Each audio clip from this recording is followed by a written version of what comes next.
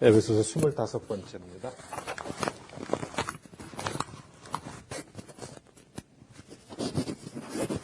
에베소서 25번째 6장 13절에서 18절까지 말씀 제가 읽겠습니다. 에베소서 6장 13절에서 18절까지 말씀입니다. 그러므로 하나님의 전신갑주를 취하라. 이는 악한 날에 너희가 능히 대적하고 모든 일을 행한 후에 서기 위함이라. 그런즉 서서 진리로 너희 허리띠를 띠고 의의 호심경을 붙이고 평안의 복음이 준비한 것으로 신을 신고 모든 것 위에 믿음의 방패를 가지고 이로써 능히 악한 자의 모든 불화살을 소멸하고 구원의 투구와 성령의 검곧 하나님의 말씀을 가지라. 모든 기도와 간구를 하되 항상 성령 안에서 기도하고 이를 위하여 깨어 구하기를 항상 힘쓰며 여러 성도를 위하여 구하라. 아멘. 자, 그리스도인의 삶의 특징 한마디로 전쟁터를 누리는 병사들과 같습니다. 이 싸움을 싸우지 않는 그리스도인은 있을 수 없고요. 우리가 발붙이고 사는 이 땅은 사실 치열한 전쟁터죠. 단지 우리가 일반적으로 생각하는 전쟁하고 다른 점이 있다면 우리가 싸워야 하는 대적이 눈에 보이지 않는 존재라는 것입니다. 사도 바울은 12절에서 그랬죠. 우리의 씨름은 혈과 육을 상대하는 것 아니요 통치자들과 권세들과 이 어둠의 세상 주관자들과 하늘에 있는 악의 영을 상대하는 것이다 그랬습니다. 흔히 영적 싸움이다, 영적 전투다 그래요. 근데 전투에 나가는 병사들이 무장을 하고 나가듯이 영적 전투에 임하는 그리스도인들도 무장을 하고 이 싸움에 임합니다. 우리의 대적들은 우리에게 총을 쏘아대고 화살을 쏘아대고 칼을 휘두르면서 우리에게 다가오는데 그리스도인들은 아무 대책 없이 맨몸으로 싸우는 게 아니죠. 그리스도인들도 무장하고 싸웁니다. 사도 바울은 그리스도인들이 영적으로 어떻게 무장해야 하는가 하는 점을 설명하면서요. 그 당시 세계 최강의 군대라고 하는 로마 제국 군인들을 비유해서 설명합니다. 만약 사도 바울이 오늘 우리에게 이 이야기를 풀어준다면 아마도 미국 군대의 군인을 예로 들어서 설명하지 않을까 그런 생각을 해봤어요. 요즘 군인들은 어떻게 무장하나요? 예를 들어 그런 영화들 많죠. 은행 강도를 잡기 위해서 출동하는 경찰이 등장하는 그런 영화를 보면은요. 경찰들이 머리에 투구 쓰고 온몸은 방탄복 같은 것으로 그거 입어서 이렇게 무장하고 또 소총을 들고 하여튼 총을 들고 등장합니다. 혹시 데모하는 군중들을 진압한다면은요. 방패도 들고 나오죠. 우리가 한국에서 또는 미국에서 또는 영화에서 흔히 보는 그런 무장한 군인이나 경찰의 모습이 이런 모습이에요. 마찬가지로 그 당시 사도 바울이 흔히 볼 수 있었던 로마 병사들은 오늘 본문에서 보듯이 허리에 띠를 띠고 가슴에 호심경을 붙이고 신발을 신고 방패를 들고 투구 쓰고 그리고 검을 든 그런 모습이었습니다. 그런 모습을 상상하면서 그리스도의 군사인 그리스도인들도 실제로 그들과 다르지 않은 모습으로 전신에 갑옷을 입고 영적 전투를 싸워야 한다. 그렇게 생각한 것이에요. 사도 바울이 첫 번째로 설명하는 전신갑주가 허리띠입니다. 요즘 말로 하면 우리 바지에 허리띠라고도 할 수 있고요. 또는 군인들이 허리에 띠면서 거기에 수통도 매달고 탄창도 매달고 단검, 방독면 이런 거 매다는 거 뭐라고 하는지 기억하세요? 그거? 반도예요. 탄띠라고 그러죠. 탄띠. 제가 이게 기억이 안 나가지고 오늘. 네, 이렇게 요대, 그다음에 수통 매달고 하는 탄띠라고 그러는데, 요즘 군인들한테도 바지에 허리띠가 중요하고 탄띠가 중요하지만 사도 바울 당시 로마 군인들에게 있어서 허리띠는요, 온몸을 무장하는 데 있어서 가장 우선적인 부분이었습니다. 그 당시 사람들은 지금처럼 상의와 하의를 따로 입는 것이 아니고 그냥 통짜로 된 그 토가라고 하는 펑퍼짐한 치마 같은 그런 옷 입고 다녔잖아요. 그냥 걸치고 다녔다고 하는 표현이 옳습니다. 근데 그런 옷을 입고 싸움을 싸운다는 것은 사실 말이 안 되죠. 마치 한복을 입은 여인이 전쟁터에 나가는 것과 같아요. 명절 때 여인들이 한복을 입고 일을 할 때는 반드시 허리를 띠로 묶고 일을 시작하듯이 로마 군인들도요. 일단 전쟁터에 나가려면 허리에 띠를 둘러서 옷자락이 움직임에 방해가 되지 않도록 하는 것이 기본적인 자세였습니다. 한복을 입은 여인이 허리에 띠를 딱 두르면 이제부터 일을 하려나 보다 라고 알 수 있듯이 로마 군인이 허리에 띠를 딱 두르면 이제부터 뭔가 다른 일을 하는구나 알 수 있었던 거예요. 이와 같이 허리에 띠를 띠는 동작은 아주 사소한 동작 같은데 실제로 군인들에게 있어 아주 중요한 의미를 갖습니다.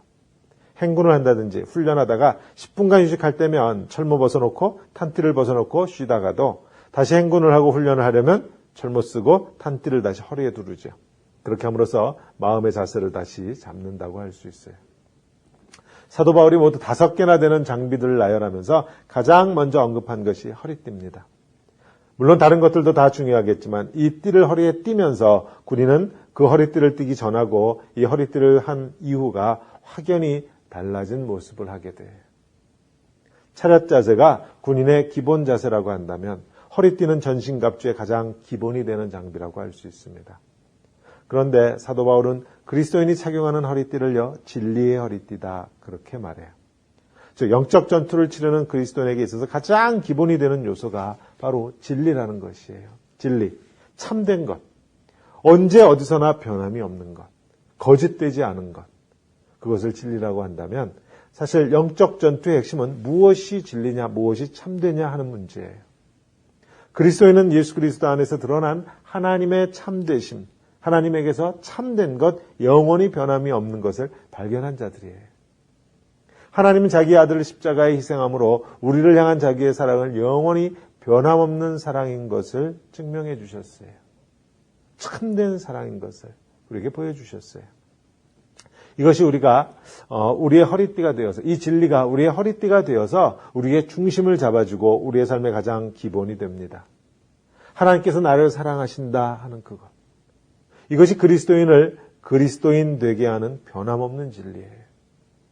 사단과 영적 싸움은 사실 이 진리에 대한 싸움입니다. 사단의 별명이 거짓의 아비예요. 거짓의 아비.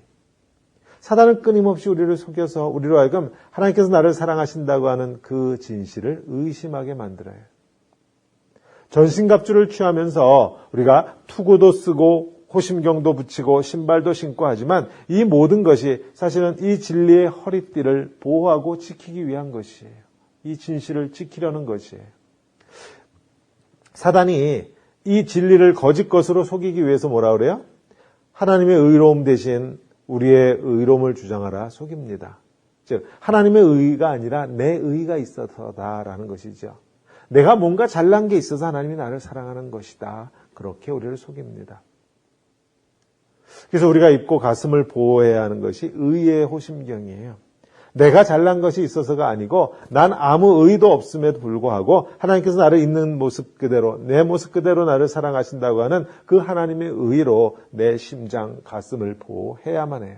그렇게 함으로 우리의 진리를 지킵니다. 이 진리를 거짓으로 속이기 위해서 사단은 또 우리가 갖고 있는 구원의 확신을 흔들어 놓아요. 내가 하나님의 사랑받는 자녀라고 하는 확신이 없으면 사실 신앙생활은 불가능합니다. 이 확신이 없어. 구원의 확신이 없이 어떻게 신앙생활을 해요? 내가 하는 행동 하나하나, 만약 내가 확신이 없다고 하면은요, 내가 하는 행동 하나하나가 결국 하나님에게서 뭔가를 얻어내기 위해서 하는 행동이 되어버리고, 내 행동은 결국 하나님에게서 뭔가를 얻어내기 위해서 잘 보이려는 것밖에 되지 않아요. 손 비비는 것밖에 되지 않아요.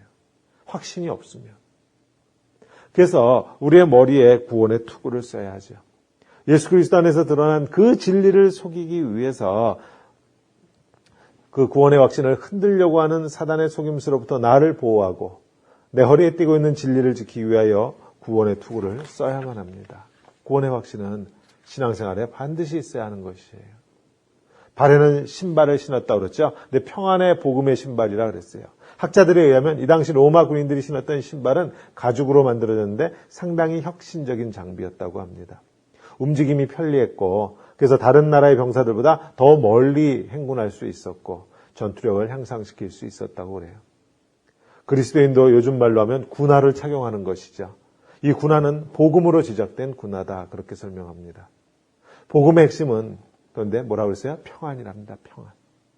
히브리어로 샬롬이라고 하는 그 평안, 평화, 평안, 안녕 등으로 번역하는 그 평안의 복음. 사단이 또 우리에게 뭐라고 그래요? 영원한 진리가 되시는 하나님의 아들 예수 그리스도가 우리에게 참된 평화를 준다. 성경이 분명히 증거하지만 사단은 이렇게 속삭입니다. 아니다라는 것이 아니다. 참된 평화를 누리고 싶으냐? 그럼 뭐를 가지라 그래요? 돈을 가지라 그럽니다. 더 높은 자리에 올라가라. 그렇게 우리를 속삭여요. 세상이 우리를 어떻게 속이지 보려면 간단합니다. TV 광고 보면 돼요. TV 광고. TV를 통해서 보여주는 광고의 메시지는 모두가 동일해요. 이 제품을 사용하면 어찌한다? 행복하다라는 것이에요. 이 제품을 사용하면 남들이 당신을 우러러 볼 것이다. 그게 메시지의 핵심이에요. 이 제품을 사용하면 너희는 천국을 경험할 것이다. 버드와이저 광고는 그런 광고예요. 뒤집어서 말하면은요, 이 제품을 사용할 때까지 너의 마음엔 평안이 없다라는 것입니다. 천국이 없다라는 것이에요. 참된 안식이 없다. 그런데 보세요. 세상 사람들도 나름대로 신발 신고 하는 일이 있습니다. 내가 뭔가 써보았더니 좋더라. 그러면 나만 써야지 그러고 감춘하여 아니면 만나는 사람들마다 당신도 한번 써보라고 광고하나요? 세상 사람들 열심히 전도하더라고요. 우리가 흔히 하는 말이 있죠. 먹는 장사 잘 되려면 무슨 소문이 나야 된다고 그래요? 입소문이 나야 된다고 그러잖아요. 다 전도가 잘 돼야 돼, 전도가. 써봤는데 좋더라. 내가 먹어봤는데 신통하게 병이 났더라. 그러면 회사가 임명장 주지 않아도 다들 그 제품의 전도사가 되어 자기 돈 들여가면서 전도합니다. 이 제품을 써보라고. 이 제품을 쓰면 당신도 나와 같이 천국을 누리고 행복을 누릴 수 있다고.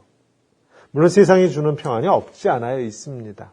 돈이 있으면 누릴 수 있는 평안이 있고요. 몸이 건강하면 누릴 수 있는 평안이 있어요. 근데 영원하지 않습니다. 잠시 있다가 사라지는 평안이에요.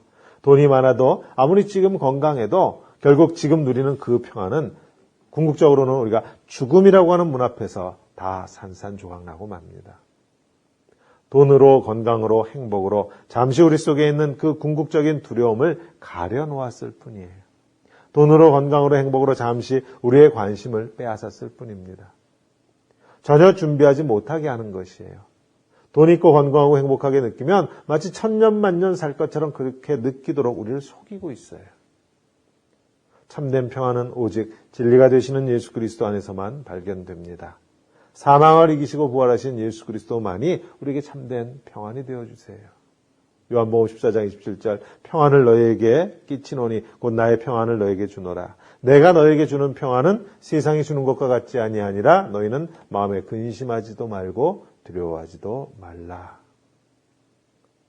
그리스도 안에서 발견되는 이 참된 평안을 전하는 복음의 신발로 무장하고 나아가는 사람들, 그리스도인들이죠. 사단과의 싸움에서 또 필요한 장비 중에 하나가 믿음의 방패랍니다.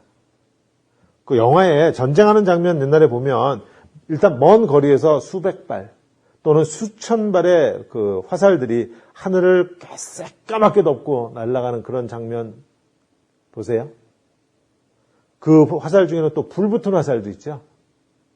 그런 화살들이 한꺼번에 수백 또 수천 개가 나를 향해서 날아온다고 생각해 보세요. 하늘을 빽빽하게 덮어버린 화살들이 불이 붙어서 나를 향해서 날아올 때 수비하는 쪽에서 정말 겁날 거예요, 그거. 그때 방패를 사용하죠. 방패가 좀 작으면 머리하고 가슴은 가릴지 몰라도 다리가 노출될 거예요. 몸이 노출되겠죠. 방패가 또 부실하면 방패를 뚫고 화살이 들어가서 상하게 할 것입니다. 그러나 당시 로마 군인들이 사용하던 방패는요, 가죽하고 금속으로 만들어졌고 불화살에 대비해서는 물에 담갔다가 이렇게 쓰고 그랬대요. 맞아도 불이 푸식하고 꺼져버리게. 그리고 효과적으로 화살 공격을 방어하기 위해서 끊임없이 훈련했겠죠. 사단도 우리에게 이런 화살을 하루에도 수도 없이 날립니다. 유혹의 화살, 의심하게 하는 화살들, 분노하게 하는 화살들, 정욕의 화살들, 낙심하게 하는 화살, 복수하고 싶은 마음의 그런 화살, 남편이 문제라고 생각하는 그러한 화살, 아내가 문제거리라고 생각하는 화살들, 온갖 시험, 불시험이 다 날라오지요. 다 화살들이에요. 그러한 사단의 공격을 효과적으로 방어하고 우리에게 진리가 되시는 예수 그리스도를 내 가슴에서 지키기 위해서 요구되는 것을 믿음의 방패다, 그렇게 설명합니다. 사단은 또 이렇게 속삭여요. 거 봐라, 네가 무슨 그리스도인이냐. 그래가지고 하나님 자녀라고 할 수 있냐. 그것도 하나 제대로 이기지 못하는 주제에 그래가지고 무슨 그리스도인이라고 할 수 있겠냐면서 우리를 좌절하게 하죠. 믿음에 서지 못하게 합니다. 사단이 그러한 불화살에 맞서서 싸울 수 있는 장비가 믿음의 방패예요. 잘 들으세요. 믿음은요, 내가 믿습니다라고 쥐어짜서 나오는 게 절대로 아닙니다. 내가 쥐어짜면 쥐어짤수록 결국 믿어지지 않는다는 뜻이에요. 믿음이 좋다고 할 때 우리 항상 자꾸 이렇게 엉뚱한 걸 생각해요. 서너 살 때 믿음이 좋다고 할 때 우리가 생각할 거는요. 서너 살 때 우리 아이들을 상상하시면 돼요. 그때 아이들은요. 엄마가 콩으로 메주를 쓴다. 아니야. 팥으로 메주를 쓴다 그래도 믿죠. 그때 뭐 콩인지 메주인지 뭐 알겠나만 하여튼 아빠 말이라면 세상 전부예요. 그때는. 그게 믿음이에요. 즉 믿음은요. 관계 속에서 형성되어집니다. 믿음은 주는 것이에요. 내가 하는 말 한마디, 내가 하는 행동 하나가 상대방에게 믿음을 주기도 하고 믿음을 송두리째 뺏기도 하고요. 당신은 왜 내 말을 믿지 않느냐고 싸우실 필요가 없어요. 내가 그만큼 믿음직하게 행동하지 못했기 때문에 상대방이 나를 신뢰하지 않는 것뿐이에요. 누군가가 나를 신뢰하지 않으면 내가 그 사람에게 신뢰를 줄 만큼 믿음직스럽지 못했다는 것뿐입니다. 또는 그 사람하고 나하고 어떤 신뢰를 형성할 수 있을 만큼 가까울 시간이 없었다는 뜻도 돼요. 두 사람 사이에 신뢰가 쌓이려면 사실 상당한 시간이 요구됩니다. 만나자마자 뭐 호감도 가질 수 있어요. 믿음직스럽다는 느낌도 가질 수 있어요. 근데 호감이나 느낌이 곧 믿음 아닙니다. 교회 안에 보면 가끔 그런 분들이 있어요. 자기는 교회를 오래 다니기는 했는데 잘 믿어지지 않는데 예수님이, 하나님이. 부흥회 가서 한번 눈물 콧물 쏟고 나면 믿어지는 것 같다가도요. 부부싸움 한번 하고 나면 믿음은 다 어디로 사라졌는지 알 수 없는 왜 이런 일이 생겨요? 믿음을 내 감정에 포커스를 맞춰서 그렇습니다. 내가 기분이 좋으면 믿음이 있는 것 같아요. 기분이 안 좋으시다이면 믿음이 없는 것 같아요. 기분이 좋아지면 내 엄마가 더 엄마 같아지나요? 내 기분이 별로면 내 아빠가 더 이상 아빠 아닙니까? 그건 믿음 아니죠. 감정이에요.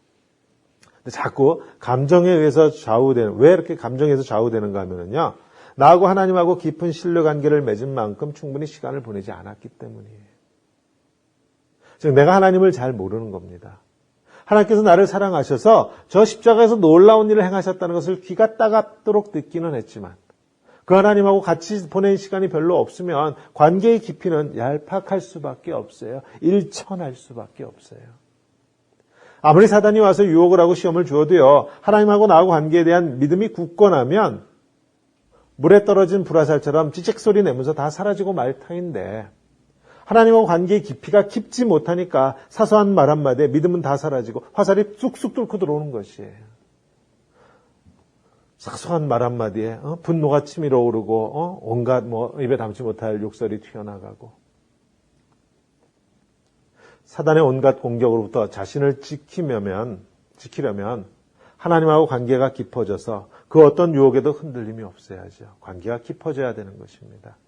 믿음 그러면요. 자꾸 엉뚱한 생각하지 마시고요. 내가 뭘 해야 믿음이 생기는 것 아니에요. 내가 뭘 한다고 내 속에 믿음이 생기지 않으면 믿음은 저쪽에서 오는 것이에요.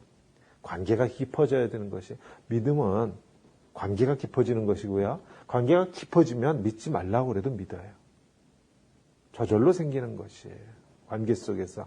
그러니까 하나님하고 얼마나 많은 시간을 보냈느냐, 얼마나 깊이 있는 대화를 하나님하고 했느냐에 따라 믿음이 생기는 것이지 무슨 주사 맞듯이 은혜 한 방 먹었다고 해서 갑자기 믿음이 확 늘어나는 것이 아닙니다. 물론 믿음도 은사예요. 그러니까 하나님이 주시면 갑자기 믿음이 좋아지는 경우를 볼 수 있지만 없지 않지만 일반적으로 믿음은 자라나는 것입니다. 하나님과 교류하는 시간과 깊이에 따라서 하나님에 대한 믿음이 점점점 자라나요. 갑자기 어느 날 자고 일어났다는 믿음이 확 자라나기를 바라지 마십시오. 그런 일은 기대하지도 마세요. 일어나지 않습니다.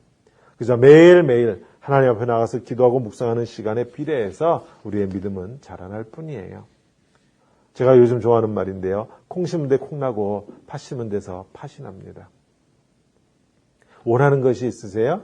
그럼 정직하게 심으세요. 영의 것을 원하시면 영의 것을 심으시고요. 육의 것을 원하시면요. 육의 것을 심으세요. 갈라디아서 6장 7절 8절 말씀입니다. 스스로 속이지 말라. 하나님은 업신여김을 받지 아니하시나니 사람이 무엇으로 심든지 그대로 거두리라. 자기의 육체를 위하여 심는 자는 육체로부터 썩어질 것을 거두고 성령을 위하여 심는 자는 성령으로부터 영생을 거두리라. 심은 대로 걷습니다. 자, 그러고 보면은요, 전신갑주 중에 남은 한 가지 공격 무기만 남죠. 그것을 성령의 검이다 그럽니다. 하나님의 말씀이다. 이게 공격 무기의 유일하게. 사단을 이기는 건 오직 이 한 가지밖에 없어요. 그런데 성경은 아주 분명하게 이 검의 이름을 성령의 검이다 이렇게 이름 붙입니다. 즉 이 검이 하나님의 말씀인 이 검이 하나님의 뜻, 성령님의 뜻을 따라 사용되어져야 한다는 것이에요. 성령의 검이에요. 바꿔 말하면 우리는 얼마든지 하나님의 말씀을요 성령님의 뜻이 아닌 내 뜻을 위해서 사용할 수 있다는 뜻입니다. 사실 로마 군인들이 사용하던 검은 양쪽의 날선 검이었어요. 그래서 자르기도 하고 찌르기도 하고 위아래로 자유자재로 그러면서 세계의 전역을 휩쓸어 갔습니다. 성경은 하나님의 말씀도 이렇듯 양날선 검이라고 그러죠. 그래서 우리의 관절과 골수를 찌르고 운동력이 있는 말씀이다 그래요. 그러니까 사실은요 이 말씀이라는 게 위험한 거예요. 양날선 검이에요. 제대로 사용하면 생명을 살리는 말씀이 되겠지만 선무당이 사람 잡는다고 제대로 사용하지 않으면 생명을 다치게 할 수 있는 것이 성령의 검 하나님의 말씀입니다. 그래서 제가 늘 말씀드리는 게 있어요. 제발 부부싸움할 때 성경책 들이밀지 말라, 들먹이지 말라 그럽니다. 제가. 부부가 혹 싸움을 하면 논리와 이성을 가지고 서로 상대방을 설득하려고 하지 않고 하나님의 말씀을 막 들이대요. 성경책 가져와서. 보라고. 남편에게 복종하라고 그러지 않았느냐. 우리가 지금 에베소서 보고 있으니까. 아내는 또 그럼 뭐라 그래요? 주님이 교회를 위해서 생명 주신 것처럼 아내를 사랑하라고 하지 않았냐. 그러면서 대들죠. 지금 보이세요? 하나님의 말씀은 내 속에서 역사하는 어둠의 세력을 향해서 휘둘러야 하는 것인데 엉뚱하게 사랑해야 하는 그 사람을 향해서 휘둘러댑니다. 아내들아 남편에게 복종하라. 이 말씀은 누구 보고 들으라는 소리예요? 누가 들어야 되는 말씀이에요? 아내예요? 남편이에요? 아내들아 남편에게 복종하라. 이거 누가 들어야 돼요? 아내들이 들어야죠. 아내들아 그랬잖아요. 아내들아 남편에게 복종하라 했으니까 이 말씀을 들어야 될 사람은 아내들이에요. 그러니까 달리 말하면 남편들은 성경에 그런 말씀이 있는지조차 몰라도 괜찮습니다. 모르는 게 더 좋죠 사실. 그 말씀은 남편들에게 해주는 말씀이 아니거든요. 마찬가지로 아내를 사랑하라고 하시는 그 말씀도 남편들이 들어야 할 말이에요. 성경에 이런 구절이 있는 까닭이 상대방이 평소에 제대로 하나 못하나 봐뒀다가 혹시 부부싸움 할 때면 들춰내서 써먹으라고 그렇게 해서 상대방을 공격하라고 그래서 성경에 이런 구절이 있는 게 아니잖아요. 성경의 말씀을 이런 식으로 내가 원하는 말씀만 쏙 빼내서 적용하면요. 우린 성경 통해서 내 주위에 있는 모든 사람들을 정죄할 수 있습니다. 예외 없이 한 사람도 예외 없이 다 치실 수 있어요. 누가 예외가 되겠어요? 성경의 말씀을 칼날처럼 휘두르면 누가 살아남아요? 목사라고 살아남겠어요? 성령의 검이라고 그랬습니다. 즉 하나님의 영이요 예수 그리스도의 영이신 성령님의 손에 쥐어져야만 하는 검이에요. 내 손에 쥐어주면 큰일 납니다. 그래서 성경은 하나님의 말씀에 성령님께서 조명해 주신다 그러죠. 빛을 비추어 주셔야 한다 그렇게 말해요. 내 손에 들렸다고 해서 다 하나님의 말씀이 아니에요.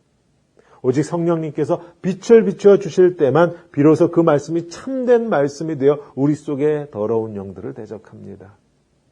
내가 휘두르는 것이 아니고 나는 그저 겸손하게 말 한마디를 전해요. 말씀을 전해요.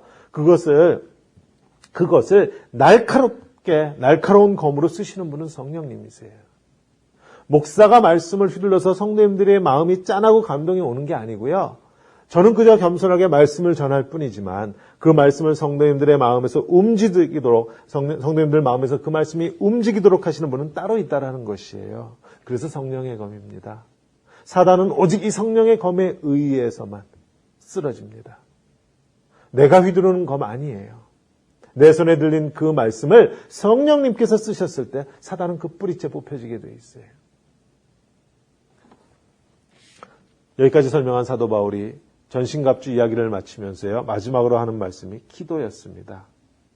누군가 그리스도를 대적하는 사람을 만났을 때 누군가 그런 사람들이 있죠. 교회에 욕하고 그리스도를 대적하고 하는 그런 사람 만났을 때 우리가 사용할 수 있는 오직 한 가지 무기가 마지막에 성령의 검 말씀이라고 그랬잖아요. 그것밖에 없어요. 우리가 공격용으로 쓸 수 있는 무기는.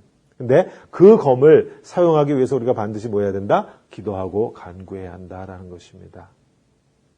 그리스도를 대적하고 교회를 대적하는 누군가를 만나면은요, 우리가 할 수 있는 게 뭐예요? 그저 말씀을 전하는 것뿐이 없어요. 흥분할 필요도 없고 그 사람을 설득하려고 할 필요도 없습니다. 물론 그 영혼을 위해서 안타까운 마음으로, 기도하는 마음으로 우리가 대화하지만은요, 그러나 그 마음의 바탕은 항상 우리가 뭐예요? 긍휼히 여기고 사랑하는 것. 우리가 혹시라도 내가 토론해가지고 이 사람 이겨야 된다. 내가 토론을 통해서 이 사람을 코를 납작하게 만들어줘야 된다. 그렇게 생각하시면 큰일 나요. 그 사람은 긍휼의 대상이에요. 사랑의 대상이에요. 기도의 대상이에요. 우리가 그렇게 말씀을 전하고 나면, 그리고 나서 우리가 할 일은 뭐가? 기도와 간구밖에 없죠. 성령 하나님께서 내 입을 떠난 이 하나님의 말씀이 그 사람의 가슴에 뿌리 내릴 수 있도록 역사해 주시기를 간구하는 것밖에 없어요. 내가 그 사람의 가슴을 후벼 파가지고 그 속에 씨를 심는 게 절대로 아닙니다. 나는 그저 씨앗을 던졌을 뿐이에요. 그 씨앗이 좋은 밭에 떨어지고 잘 뿌리를 내릴 수 있도록 하시는 분은 따로 계세요. 그건 내가 할 수 있는 일이 아니에요. 다른 사람 말고 내 속에서는 또 어때요? 기도는 내 속에서도 역사하는 그 악한 세력과의 싸움에서 쓰이죠. 내 속에 있는 하나님의 말씀이 적절하게 역사하시도록 우리는 간구하고 기도합니다. 매주일 설교를 통해서 말씀 듣죠. 매일같이 성경책도 읽죠. 요즘 같은 세상에는 인터넷이나 책, 서적 등을 통해서 하나님의 말씀을 섭취하잖아요. 사실 우리 속에는요, 우리가 상상하는 것 이상으로 하나님의 말씀이 들어있을 수 있습니다. 단지 문제가 있다면 뭐예요? 하나님의 말씀이 우리 속에 뒤죽박죽으로 뒤섞여 있다는 것이 문제예요. 성경의 말씀이 창세기에서 요한계시록까지 한 줄로 꿰뚫을 수 있으면 얼마나 좋겠어요. 여러분 설교 말씀 들으면서 참 신날 거예요. 목사가 신약을 설교하다가 구약 성경에 어디라고 일일이 찾아주지 않아도 그저 지나가는 말로 구약의 어떤 사건이다 그러면 척하고 그 말씀이 떠오르고 이해되고 연결되어지고 그러면 전하는 사람도 신나고 듣는 사람도 신날 거예요. 혹 그렇게까지 성경의 말씀을 일목요연하게 꿰뚫고 있지 않다고 해도요. 성령님은 우리 속에 그 뒤죽박죽 되어 있는 말씀 가운데서 지금 내게 꼭 필요한 말씀이 그 순간 내 머릿속에 떠오르도록 또는 과거의 어떤 사건이 그 순간에 딱 하고 가슴에 울리도록 그렇게 역사하세요. 그게 성령님이시잖아요. 요한복음 14장 26절 보혜사 곧 아버지께서 내 이름으로 보내실 성령 그가 너희에게 모든 것을 가르치고 내가 너에게 말한 모든 것을 생각나게 하리라. 이게 교회만 오래 다니면 저절로 되나요? 아닙니다. 기도와 간구로 즉 하나님과 오랜 시간을 함께 보내면서 관계의 깊이가 깊어지는 만큼이에요. 우리가 입는 의의 흉배가 어느 순간 하나님에 의해서 내 의로 뒤바뀌어지지 않으려면 어떻게 해야 한다? 늘 기도와 간구로 하나님과 깊은 관계로 들어가야 한다. 우리가 쓰고 있는 이 구원의 투구가 어느 순간 불신의 투구가 되지 않게 하려면 늘 기도와 간구로 하나님과 깊은 관계를 누려야 한다. 우리가 휘두르는 말씀의 검이 내 욕심을 이루기 위한 검이 되지 않으려면 늘 기도와 간구 가운데 성령님께서 말씀에 빛을 비추어 주시기를 간구해야 한다. 마지막으로 한 가지만 말씀드리고 마칩니다. 이렇게 영적 싸움을 싸우고 나면 실제로 누가 쓰러지나요? 사단이 쓰러지나요? 내가 쓰러지나요? 내가 쓰러져요. 내 속에 역사하는 악한 영들과 끊임없이 싸워야 하기 때문에 내 주위 사람들을 통해서 역사하는 악한 영들하고 싸우기 위해서 쉬지 않고 기도하고 간구해야 하기 때문에 사실 기도 노동이거든요. 내가 쓰러집니다. 이 영적 싸움을 신실하게 싸우는 집안의 가장, 아버지는요. 주님과 더불어 십자가 지고 가는 자잖아요. 영적 싸움을 신실하게 싸우는 남편 또는 아내는 주님과 더불어 십자가에 자기를 못 박은 사람이잖아요. 영적 싸움을 싸울수록 사실은 십자가에 못 박아야 되는 거잖아요. 세상 사람들 눈으로 보면은요. 그리스도인은 이 영적 싸움 싸우면서 다 죽는 사람들이에요. 본문 말씀에서 보듯이 공격용 무기는 말씀 하나뿐이고 나머지는 다 수비용이에요. 날아오는 불화살을 방패로 막고 투구로 막고 호심경으로 막으면서 검을 휘둘러 대지만 세상 사람들 눈으로 보면 애초에 상대가 안 되는 싸움입니다. 말씀대로 살면 결국 망하고 마는 것이 세상 사람들 계산으로 이미 다 뻔한 거잖아요. 그래서 복음은 미련한 것이다 그랬고 십자가는 거리끼는 것이다 그랬어요.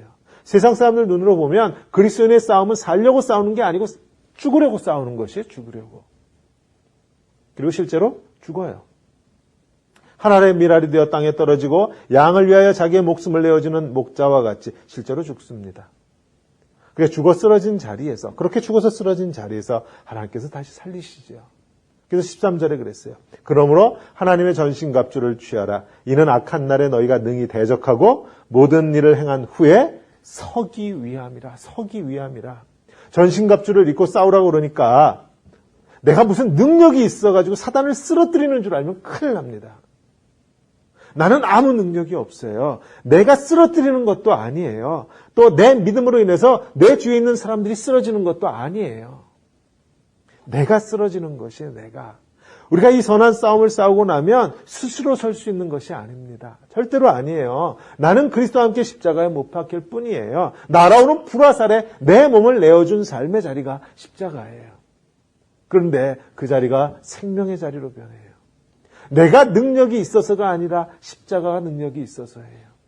세상 눈에는 미련해 보이고 꺼리끼는 것이지만 그러나 그 십자가에서 생명이 살아납니다. 우리가 이 선한 싸움을 다 싸우고 난 후에 일어설 수 있는 까닭은요. 하나님의 미랄로 썩어진 자리에서 하나님은 우리를 다시 일으키시기 때문이에요. 일으키시기 때문에.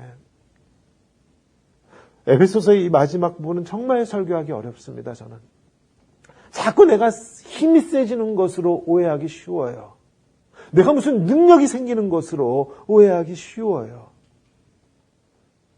무슨 능력이 갑자기 생겨가지고 사단을 거꾸로 뜨리는 게 아니에요. 절대로 아닙니다. 살려고 하면 죽습니다.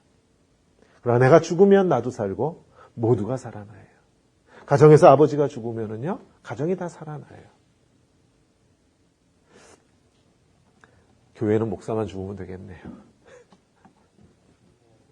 다 죽으십시오. 자, 나만 사는 것이 아니고 내 기도와 간구를 들으신 하나님께서 나와 더불어 나의 기도 속에서 무생명들을 구하십니다. 일으키세요. 우리 성도님도 축복합니다. 십자가 능력인 것을 경험하십시오. 죽는 것이에요. 이 영적 전투다.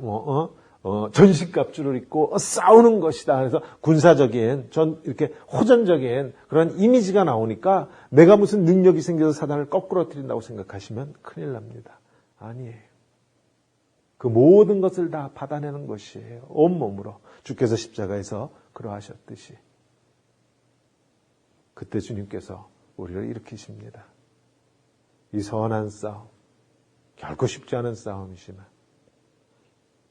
십자가에 자신을 내어주는 이 선한 싸움을 싸우시고 우리 성도님들로 인해서 성도님의 쓰러진 자리에서 생명이 피어나 가정을 가득 덮고 교회를 가득 덮고 이 땅을 덮는 그러한 큰 나무로 하나님 앞에 쓰임 받으시기를 우리 주님의 이름으로 축원합니다. 아멘. 기도하겠습니다. 주님 감사합니다. 에베소서 이제 마지막을 향해 치닫습니다. 영적 전투, 그러니까 하나님 자꾸 내가 이기는 줄로 합니다. 하나님 기도합니다. 지는 것이 이기는 것을 우리로 알게 하옵소서. 십자가가 생명이여 능력인 것을 알게 하옵소서. 하나님 하나님의 미랄로 썰어지는 하나님 이 선한 싸움을 싸우게 하셨사오니 주께서 승리하신 그 승리를 결국 누리게 될 줄로 믿습니다. 하나님 우리의 걸음걸음을 지키소서. 예수 그리스도의 장성한 분량까지 하나님 인도하여 주시옵소서. 우리 성도님들 하나님의 이름으로 썰어진 하나님 썩어진 그 자리에서 주께서 일으키심을 따라 서게 하시고 하나님 그 선 자리에서 하나님 이 땅이 살아계신 하나님을 보게 하여 주시옵소서. 저들이 가는 걸음을 주께서 통행하여 주심을 감사하고 예수님 이름으로 기도합니다. 아멘.